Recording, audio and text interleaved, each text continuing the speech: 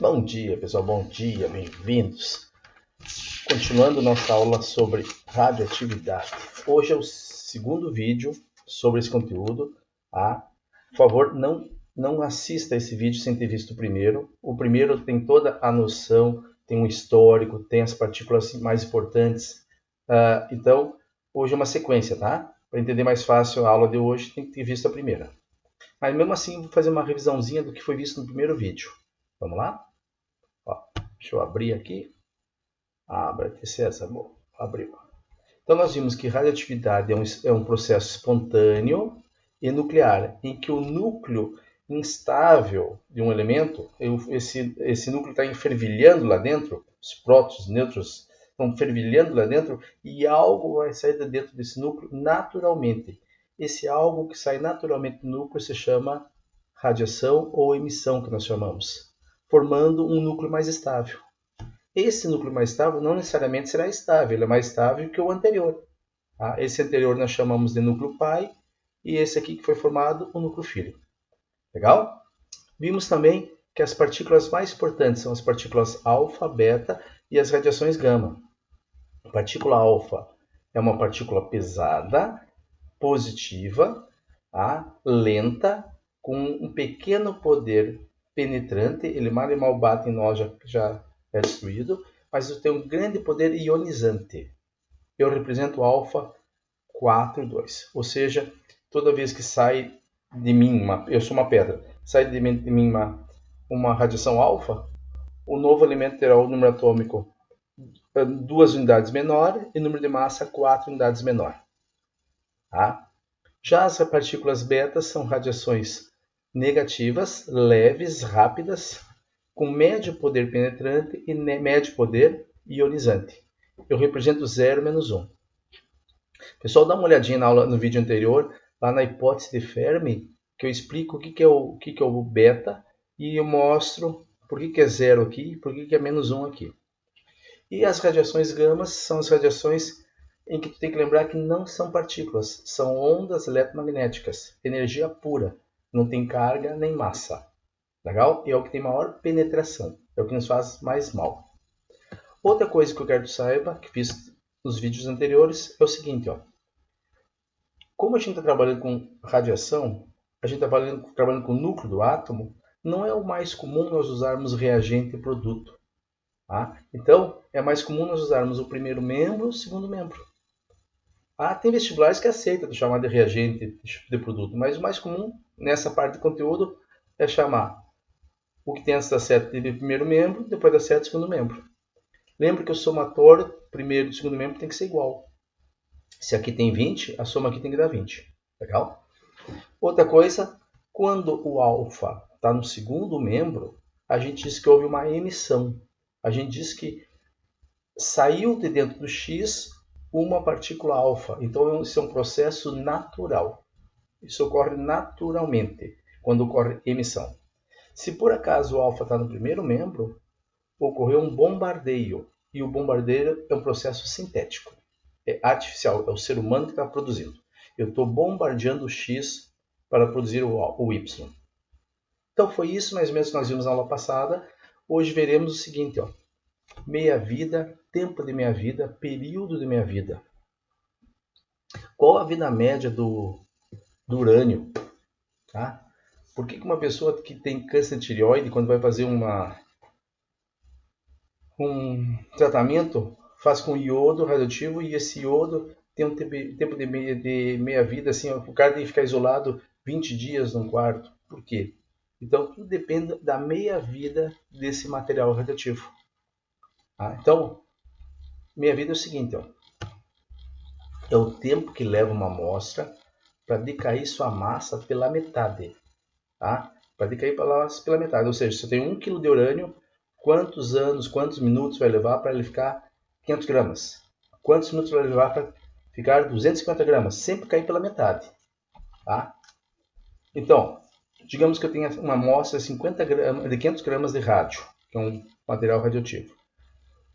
O tempo que leva para chegar a 250 gramas, se chama de primeiro período ou primeiro tempo de meia-vida. O mesmo tempo vai levar para ele chegar a 125. Tá? E depois 60 e pouco. Então, sempre esse meu primeiro período é o tempo que leva para chegar para a metade, sempre 50%.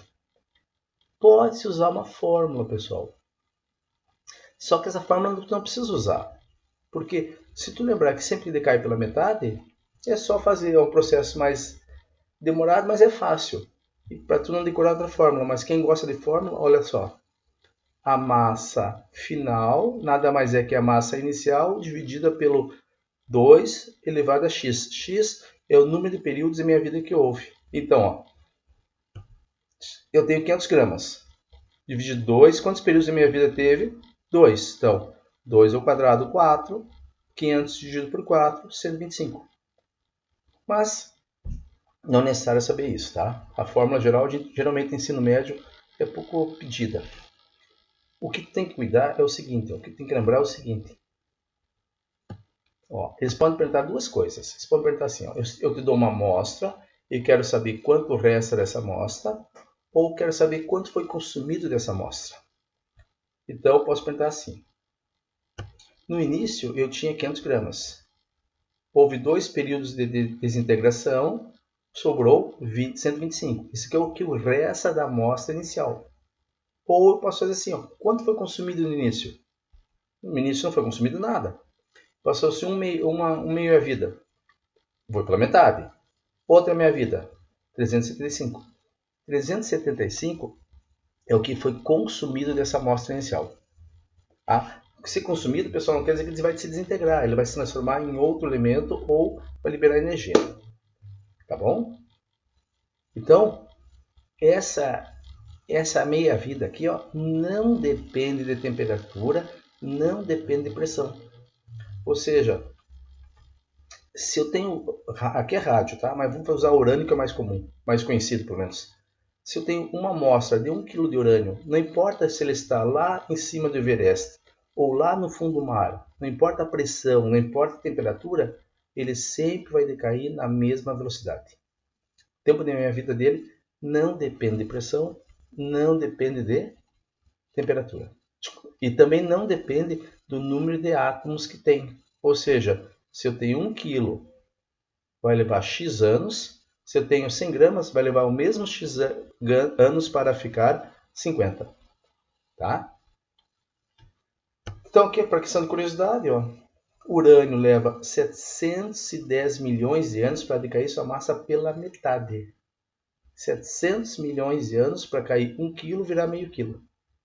Já o tório são 24 dias.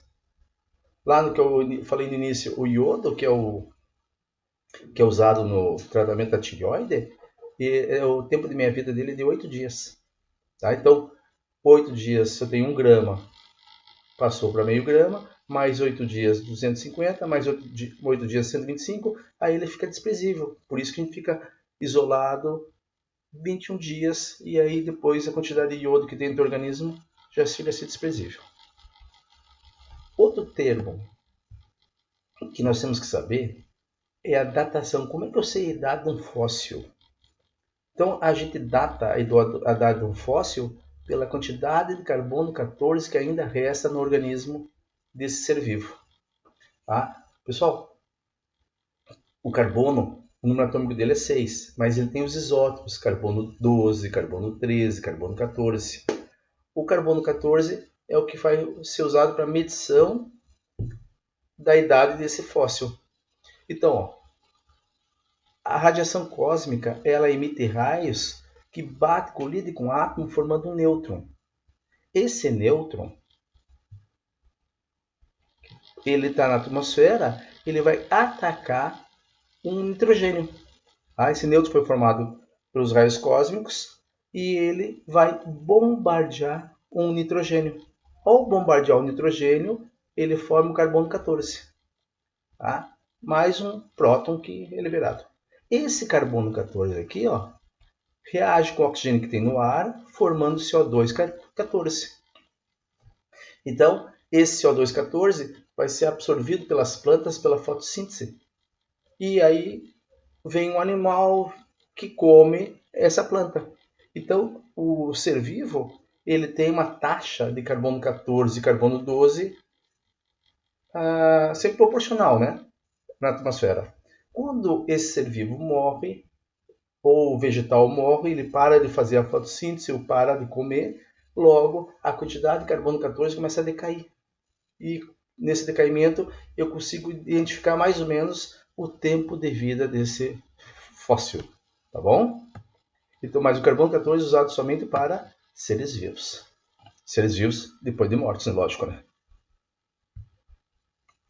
Então, olha como é que poderia cair uma questão. Uma amostra de 128 gramas de um radioisótopo sofreu desintegração e sobraram apenas 2 gramas. Sabendo que sua meia-vida é de 30 minutos, quanto tempo se passou? Então, no início, eu tenho uma amostra de 128 gramas e resta só 2 gramas. Tá? A meia-vida é de meia hora. Quanto tempo levou para sobrar só 2 gramas? Tu pode usar a fórmula ou aqui, ó, rapidinho. Ó, eu tenho 128 no início. Passou-se uma meia-vida, 30 minutos. Ficou 64. Vai sempre decaindo pela metade, ó, até chegar no 2. Aí tu vai verificar que são apenas 3 horas. E em 3 horas resta apenas 2 gramas do radioisótopo. Legal? De novo, aqui eles dão um gráfico. Eu digo assim, ó, partindo de uma amostra de 180 gramas de um radioisótopo, o que resta dela depois de 2 anos? Então eles se deram um gráfico aqui. Ó. O teu trabalho, nesse exemplo, é saber qual que é a meia-vida. Eu esqueci de falar, meia-vida é diferente de vida média. Tá? Nós trabalhamos meia-vida.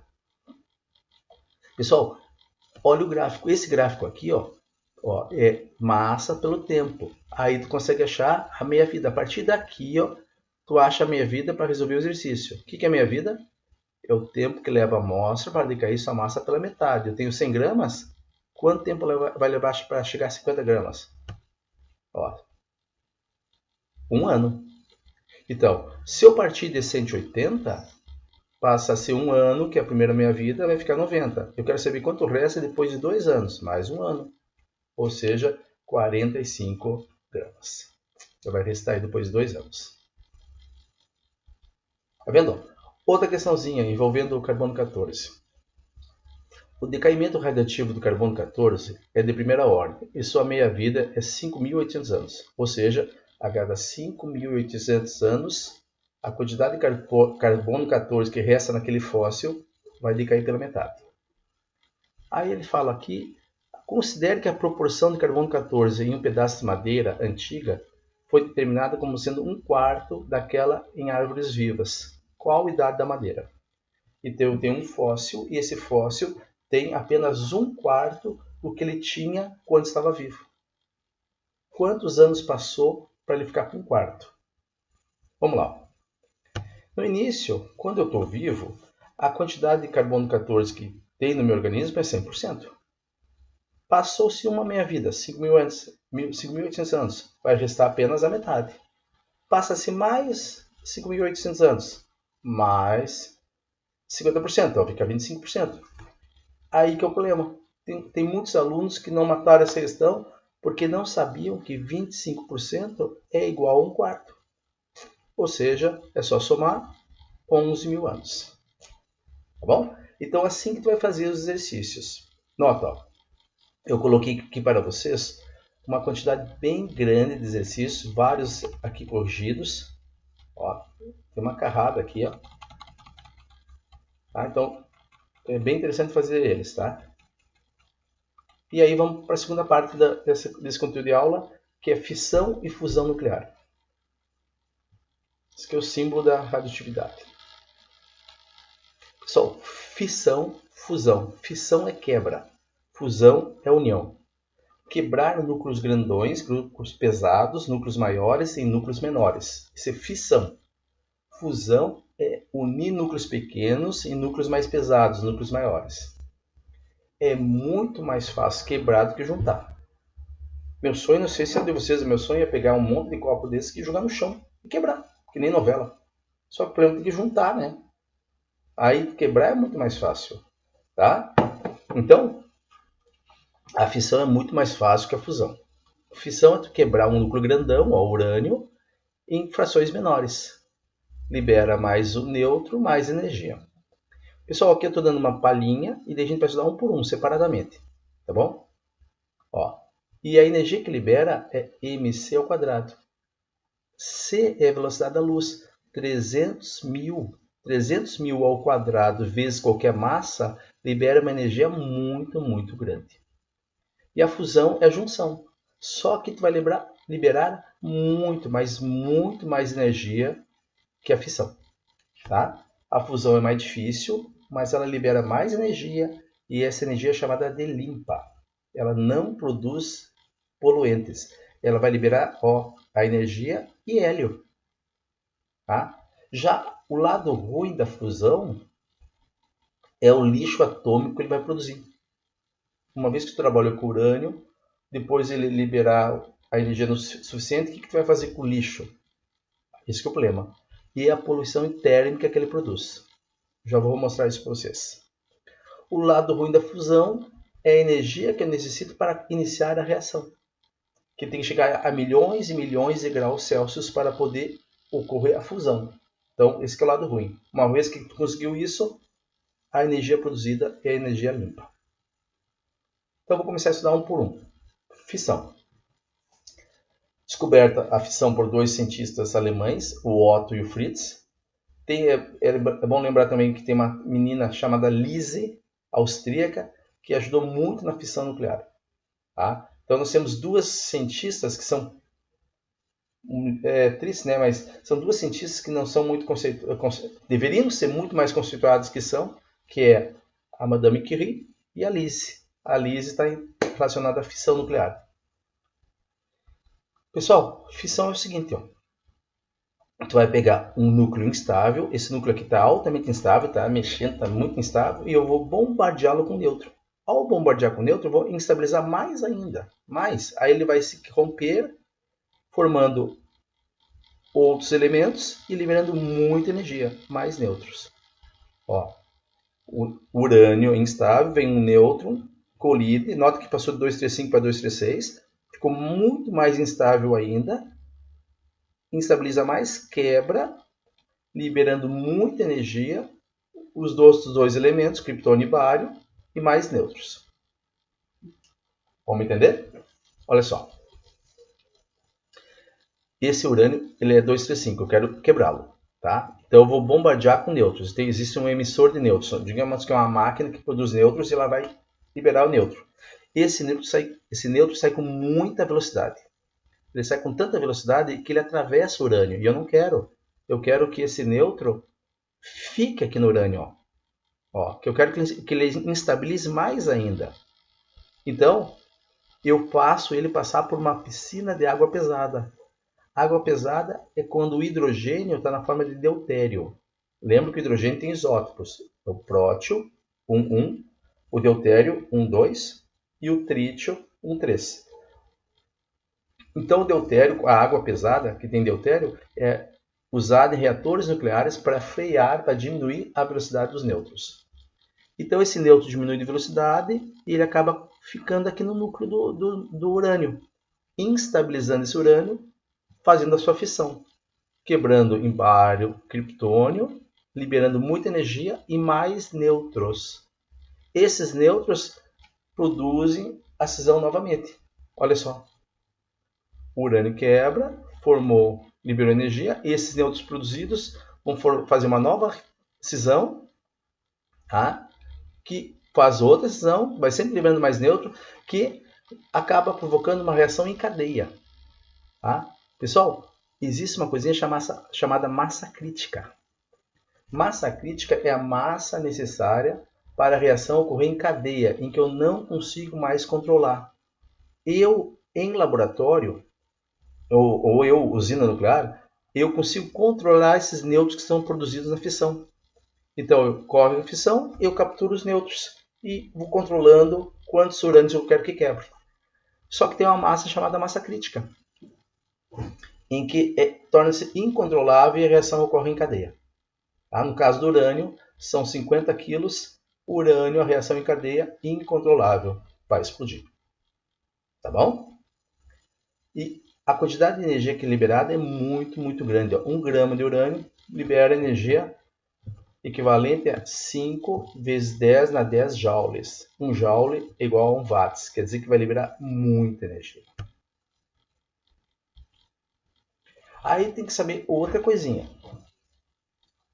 Existem os isótopos. Os isótopos são todos átomos que têm o mesmo número atômico, ou seja, pertencem ao mesmo elemento químico. O urânio existe o urânio 234, 235, 236, 238. Esses dois são os mais importantes. O 235 é chamado ficcionável. Ficcionável é aquele que pode quebrar. E o 238 não é ficcionável. Difícil de quebrar. Não é que ele não é. É muito difícil de quebrar. Tá? Então, o 235 é o ficcionável. É aquele que eu uso em reatores nucleares, o que eu uso na indústria bélica, o que eu uso na medicina, o que eu uso como combustível. Só que a quantidade de 235 que existe na natureza é muito pequena. Nota, a quantidade de 238 é 99,3%. Ou seja, para cada 1000 quilos de urânio que existe, somente 7 quilos do 235. E é esse que eu quero. Eu quero esse para fazer como liberar energia. Então, o que eu vou fazer? Eu quero aumentar a porcentagem desse cara aqui, ó. Logo, eu vou fazer o famoso enriquecimento urânio. Enriquecimento urânio nada mais é que aumentar a porcentagem do 235 que existe. Olha só. A nossa reserva, a maior reserva de urânio no Brasil, está na Bahia, tá? Deixa eu ver onde que eu vou parar aqui. Aqui, ó. Então, eu vou fazer a chamada mineração. Mineração, vou extrair o minério. Tá? Vou fazer vários métodos de separação. Vou pegar, vou triturar, vou moer. Ao moer, eu jogo uma solução de ácido. Essa solução de ácido vai provocar uma lixiviação, que é separar, ocorrer uma dissolução dos metais. Tá? E eu consigo obter esse urânio que vem na forma, eu vou deixá-lo na forma de um pó. Esse pó é chamado yellow cake. Ó, bolo amarelo.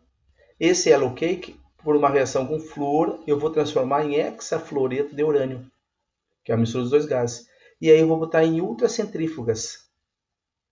Essas ultracentrífugas, elas vão, como são gases, só os dois urânios que estão na forma gasosa, eles têm massa diferente, a centrífuga vai conseguir separá-los.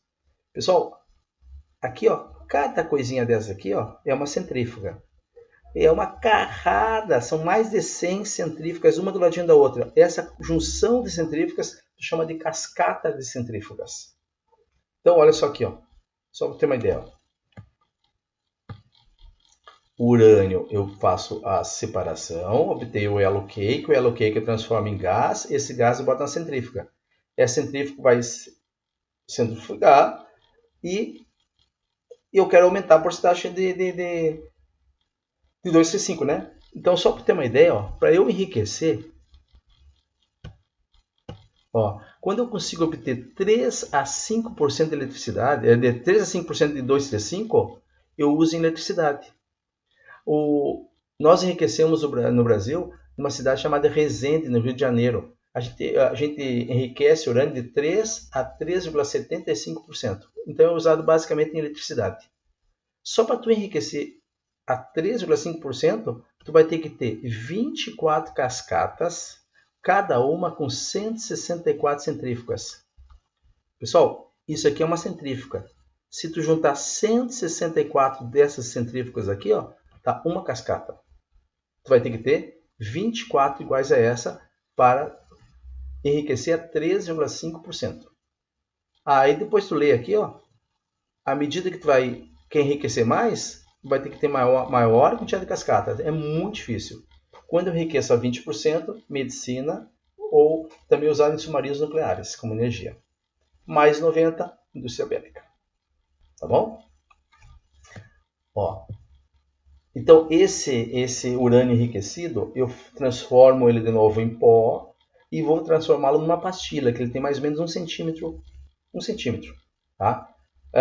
Essa pastilha eu vou botar numa vareta. Essa vareta é de um ácido especial chamado zircalói. E aí, dentro dessa varetinha, eu vou botar 355 pastilhas.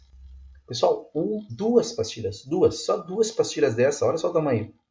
É energia suficiente para uma casa de 4 moradores por um mês. E fornece energia de um mês para 4 pessoas. Então, tudo que tu consome num mês na tua casa, tu, tua mãe, teu pai e mais uma pessoa, duas pastilhazinhas chega. Só que essa varetinha aqui, ó, tem 355 pastilhas, em conjunto no conjunto de varetas, que dá o chamado elemento combustível. Então faz a conta, ó. 366 varetas, cada uma com 355 pastilhas. Multiplica isso e tu vai ver quantas casas tu vai produzir. Aí vou pegar esse, vai produzir energia para ela, né? Essa varetinha aqui, esse elemento combustível, eu coloco na piscina e que vai fornecer a energia. Tá? Então essa energia tu obtém nas usinas nucleares. Agora há pouco eu falei que o lado ruim da fissão é o lixo atômico e a poluição térmica. A poluição térmica é o seguinte, ó. A usina nuclear usa uma área pequena, não dá nem para comparar com uma hidrelétrica que tem que ter um lago, né? Então, que são de centenas de quilômetros. Aqui não, aqui tem uma área pequena, só que a área que está em volta vai aquecer devido a esse vapor de água aquecido aqui, ó. O meio próximo a ela aquece, dando a chamada poluição térmica, alterando o meio ambiente ali do lado. Então aqui eu tenho para vocês dar uma olhadinha nos reatores, tá? Ó, como é que funciona, tá tudo aqui escrito para como é que funcionam os reatores. Aqui tu vai botar a piscina com urânio, vai vir aqui, ó, nessa parte amarela. Tá? A bomba atômica também é fissão, ocorre fissão. Tá? A bomba de Hiroshima foi usado urânio, a bomba de Nagasaki foi usado plutônio. Olha o tamanho aqui, ó. São 4 metros e 4 metros mataram 70 mil pessoas em um instante. Aí tem a fusão. A fusão, pessoal, é um processo muito mais difícil. Tá? Fusão é a junção de núcleos pequenos em núcleos maiores. Então eu pego os isótopos do hidrogênio, que é o trítio e o deutério, e tento juntá-los. Tá? A fusão ocorre naturalmente no Sol e nas estrelas. No Sol chega a 15, 20 milhões de graus Celsius. Tá? No caso nosso aqui, para nós usarmos uma usina e para transformar ocorrer a fusão, a junção, eu tenho que chegar a mais de 100 milhões de graus Celsius. Então a coisa é um processo muito difícil e complicado. Só que estão conseguindo. Logo, logo vai conseguir. E quando conseguir, nós vamos conseguir energia limpa e basicamente vai ser mais barato. Então as coisas vão tornar-se mais baratas. Eles querem que até o ano 2050 já esteja uma usina à base de fusão nuclear em funcionamento. Tá legal? Então, pessoal, foi o que eu tinha para vocês aqui. Ó. Eu coloquei aqui nessa aula um monte mais exercícios. Ó, e aqui é muita curiosidade também eu coloquei. Ó. Deixa eu ver aqui se eu tenho que mostrar para vocês. Hiroshima, só umas fotinhas. A utilização da energia nuclear. Tá? Chernobyl. Então, eu coloquei aqui ó, como é que se comporta, as fotos, o que aconteceu. Tá? Goiânia, mas é só uma leitura, tá? E os exercícios. Então, olhe com carinho essa aula que se cair tá por aqui. Primeiro vídeo, segundo, tá legal? Fechou. Até a próxima.